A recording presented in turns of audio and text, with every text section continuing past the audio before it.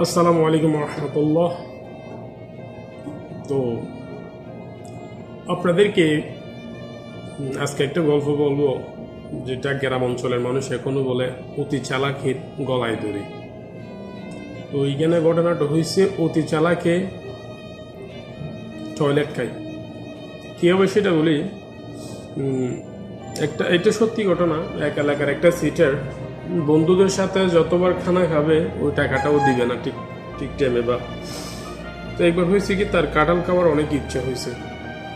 তো তার বন্ধুদের সাথে 4 বন্ধু মিলে একটা কাঁঠাল কিনলো।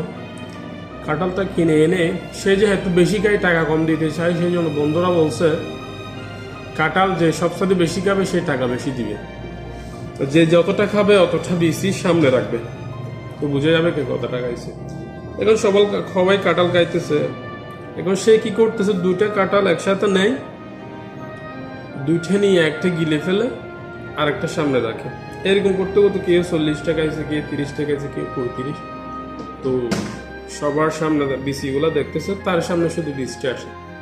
20টা বলতে 40 টাকা খাইছে, 20টা ঢুকাইছে ভিতরে আর 20টা সামনে রাখছে। এখন বলতেছে যে আমি সবার থেকে কম খাইছি, আমি টাকা কম দিই।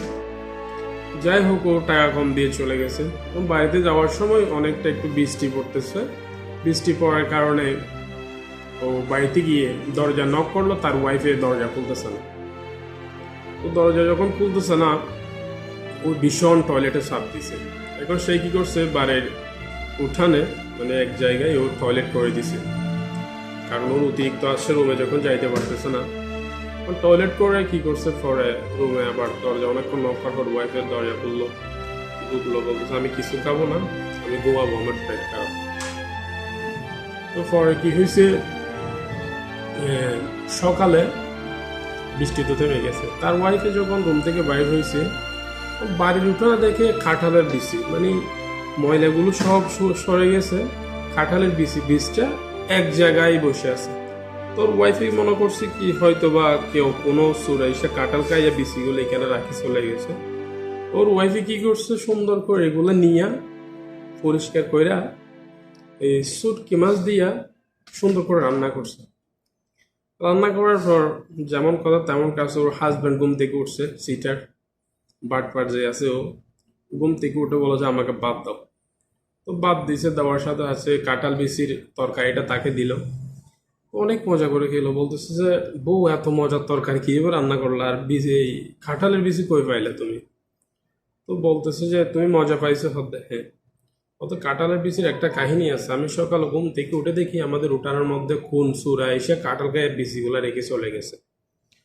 এখন সে হঠাৎ করে মনে পড়ছে, ও তো গত রাতে এই বাড়ির সামনে উঠানে টয়লেট করছিল, তো বৃষ্টির কারণে ময়লাগুলো সব সরে গেছে, কাঁঠালের বিচিগুলো তেই গেছে।